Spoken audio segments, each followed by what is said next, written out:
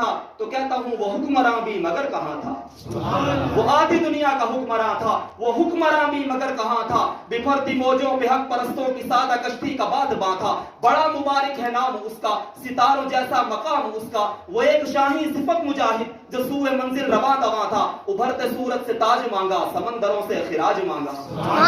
ابھرتے صورت سے تاج مانگا سمندروں سے خراج مانگا، کسے خبر ہے کہ اس کا سکہ جہاں میں جاری کہاں کہاں تھا، حسن سے پوچھو علی سے پوچھو تم اس کے بارے نبی سے پوچھو، اندھیری شب میں چراغ بن کر جو ساری دنیا پہ ذوفشاں تھا، کون؟ آقا عمر، رہبر عمر، مرشد عمر، مولا عمر، برتر عمر، بالا عمر، آلہ عمر، اولا عمر، ذات نبی پاک میں سو جان سے شیدا عمر، ایمان میں ایقان میں احسان میں یکتا عمر، باد بہاری کی طرح گزرا عراق و روم سے، ابر کرم بن کے اٹھا ایران پہ برسا عمر، اور مابعد ختم المرسلین کوئی نبی آنا نہیں، مابعد ختم المرسلین کوئی نبی آنا نہیں، یہ سلسلہ چلتا اگر ایک نبی ہوتا عمر، آقا میرے صدیق بھی آقا میرے عثمان بھی، ایک طرف مولا علی ایک طرف مولا عمر۔ اور ایک شاعر نے لکھا، کیا لکھا، کمال کر کے کہنے لگا، مرد جلال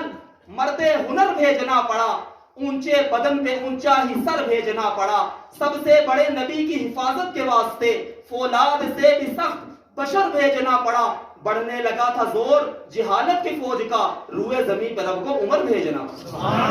آؤ میرے دوستو سرکار کی باتیں کریں، جسے دیکھ کے بدل دے شیطان رستہ اپنا، آؤ اس فاروق جرار کی باتیں کریں، اور آئیں محفل میں تو پنڈلی ڈھانپ لیں سرکار اپنی، سیدنا عثمان غنی بلند آواز سے کہیں سبحان اللہ۔ میرے آقا علیہ الصلوۃ والسلام نے اپنی ایک بیٹی سیدنا عثمان کے نکاح میں دی، وہ دنیا سے چلی گئی، دوسری دی وہ بھی دنیا سے چلی گئی، فرمایا لوگوں میں محمد کی 40 بیٹیاں ہوتی تو یکے بعد دیگر عثمان کے نکاح میں دیتا رہتا۔ آؤ میرے دوستو سرکار کی باتیں کریں، اور آئیں محفل میں تو پنڈلی ڈھانپ لیں سرکار اپنی، آؤ اس عثمان حیادار کی باتیں